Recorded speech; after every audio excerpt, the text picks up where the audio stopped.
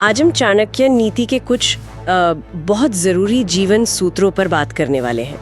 हमारे पास जो सामग्री है उसमें जीवन को सफल, सम्मानित और शांत बनाने के लिए 7 खास नीतियां बताई गई हैं। तो चलिए इस पर एक गहन चर्चा करते हैं और देखते हैं कि ये सदियों पुरानी बातें आज भी कितनी प्रासंगिक हैं। बिल्कुल, और ये देखना दिलचस्प होगा कि ये नीतियां जिन्हें व्यक्तिगत उन्नति और व्यवहारिक मार्गदर्शन के लिए बनाया गया था, वो आज की तेज रफ्तार जिंदगी में कैसे फिट बैठती हैं। स्रोत तो यही कहता है कि अगर इन्हें अपना लिया जाए तो सफलता, सम्मान और हाँ, मन की शांति पे मिल सकती है। तो पहली नीति से शुरू करते हैं।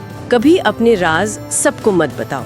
मतलब हर किसी पर भरोसा नहीं करना चाहिए। सुनने में तो ये काफी सीधी सी बात लगती है ना? हाँ, लगती तो है, पर ये सिर्फ सावधानी नहीं है। स्रोत कहता है कि ये असल में रणनीतिक चुप्पी है। आज के दौर में जब हम सब कुछ शेयर करने लगते हैं, हाँ, सोशल मीडिया वगैरह पर, बिल्कुल, तो ये याद दिलाता है कि हर कोई भरोसे के लायक नहीं होता। कब, क्या और किससे कहना है, और ज्यादा जरूरी क्या नहीं कहना है, ये जानना जरूरी है। मतलब भरोसे के चयन का महत्व। सही कहा। जानकारी पर नियंत्रण रखना, वो भी एक तरह की ताकत है। अच्छा, इसी से जुड़ा एक और बिंदु है, दुश्मन को कमजोर मत समझो। उसे कम आंकना खतरनाक हो सकता है। बिल्कुल, और स्रोत इसे एक तरह की सीधी चेतावनी की तरह पेश करता है।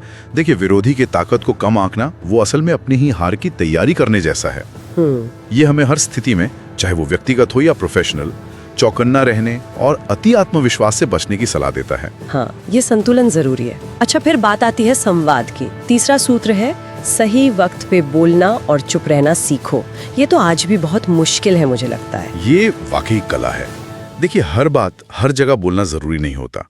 बुद्धिमानी इसी में है कि आप स्थिति को समझें और फिर तय करें कि कब बोलना ज्यादा फायदेमंद है और कब शायद चुप रहना ही बेहतर है।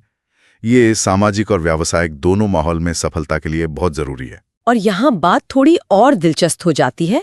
जिस काम में डर लगे वही सबसे बड़ा होता है। डर तो हमें अक्सर रोकता है, फिर ये कैसे? हाँ, ये थोड़ा विरोधाभासी लगता है ना? पर यहाँ गौर करने वाली बात यह है कि स्रोत डर को एक संकेत की तरह देख रहा है। संकेत? कैसा संकेत? कि अक्सर जिन कामों से हमें सबसे ज्यादा डर लगता है, वही हमें सबसे ज्यादा सिखाते हैं, आगे बढ़ाते हैं। डर का सामना करना, अपने कंफर्ट जोन से बाहर निकलना, ये व्यक्तिगत विकास के लिए जरूरी है। चुनौती जितनी बड़ी होगी, समझिए उसका संभावित इनाम भी उतना ही बड़ा हो सकता है। अच्छा, यानी डर को बाधा नहीं बल्कि एक अवसर की तरह देखना चाहिए। ठीक है, आगे बढ़ते हैं। अगली सलाह है, बेईमान लोगों से दूर रहो। ये तो काफी सीधा सा लगता है। हाँ, है तो सीधा, पर स्रोत इसके पीछे की वजह साफ करता है कि ऐसे लोग दोस्ती का मुखौटा पहनकर भी दुश्मन जैसे हो सकते हैं। ये बात तो है। ये असल में संगत के असर पर जोर देता है। आपकी तरक्की, आपकी मन की शांति, बहुत कुछ इस पर निर्भर करता है कि आप किन लोगों के साथ उठते बैठते हैं। तो नकारात्मक या अविश्वसनीय लोगों से दूरी बनाना एक तरह से खुद का बचाव करना है। बिल्कुल, संगत का असर तो बहुत होता है। अच्छा, एक और विचारणीय नुस्खा है, शिक्षा, धन और ज्ञान छुपा कर रखो। आज के दिखावे के दौर में ये थोड़ा अजीब नहीं लगता? हाँ, शायद लग सकता है, लेकिन स्रोत का तर्क यह है कि इन चीजों का बेवजह प्रदर्शन ठीक नहीं। इनका असली मूल्य तब है जब जरूरत पड़ने पर इनका सही इस्तेमाल किया जाए। अच्छा, ये संसाधनों के विवेकपूर्ण प्रबंधन की बात है। मतलब अपनी क्षमताओं और साधनों का सही समय पर उपयोग करना बिना वजह ढिंडोरा पीटने से कहीं ज्यादा प्रभावी है। समझ गए। और आखिर में एक सीधी, शायद सबसे कठोर लगने वाली बात, आलसी व्यक्ति का नाश निश्चित है। हाँ, ये एक तरह का सार्वभौमिक सत्य है जिसे स्रोत पूरी ताकत से रखता है।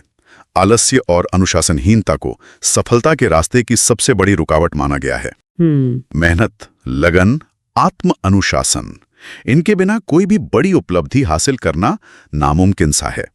ये सिद्धांत तो हर युग में प्रासंगिक रहा है और शायद रहेगा भी। तो ये थी चाणक्य नीति की वो 7 खास बातें जिन पर आज हमने चर्चा की। राज छिपाना, दुश्मन को कम न समझना, सही समय पर बोलना या चुप रहना, डर का सामना करना, हाँ, डर का सामना करना, बेईमानों से बचना, जरूरी चीजें जरूरत तक छिपाना और आलस्य से दूर रहना। स्रोत के अनुसार ये सिद्धांत सफलता, सम्मान और मन की शांति की ओर ले जा सकते हैं। बिल्कुल। और अगर हम इन सबको मिलाकर देखें तो एक सवाल मन में आता है। क्या? कि आज की इस जटिल दुनिया में जो इतनी तेजी से बदल रही है, इन प्राचीन सूत्रों में से कौन सा सिद्धांत अपनाने में सबसे ज्यादा चुनौतीपूर्ण लगता है, या शायद कौन सा आज भी सबसे ज्यादा प्रासंगिक महसूस होता है? इस पर सोचना शायद हमारे लिए अगला कदम हो सकता है। हाँ, ये सोचने वाली बात है कि सूत्र को आज लागू करना सबसे मुश्किल है या सबसे जरूरी